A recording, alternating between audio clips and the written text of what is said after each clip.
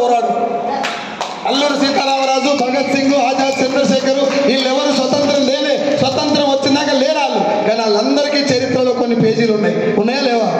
నీ పేజీ కూడా అట్లీస్ట్ నీ భార్యనన్నా నా హస్బెండ్ చాలా కష్టపడ్డాడు అని చెప్పుకోవాలంటే పోరాడాలి కాక.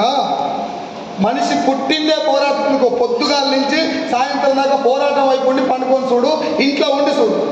ఇంట్లుంటే నీకు దమకంత ఖరాబ్ అవుతుంది. రోజు పొద్దుగాల నుంచి సాయంత్రం దాకా మొత్తం పని చేసి ఇంటికి ఉండమిచ్చే వేసుకోకముందుకే నిద్ర వస్తుంది. అవునా కాదా?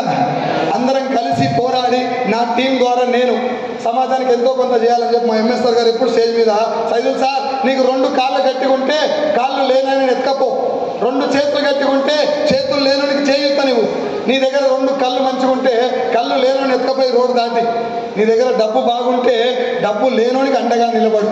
నీ దగ్గర బలం ఉంటే ఆ బలానికి అర్థం ఎప్పుడంటే బలహీనుడి పక్కన నిలబడ్డప్పుడు అని చెప్పినటువంటి ఆ మాటను తీసుకొని నా టీంకి ఒక రోజు అడిగిన, మనం ఏమైనా చేద్దామా సమాజానికి ఎంతో కొంత హెల్ప్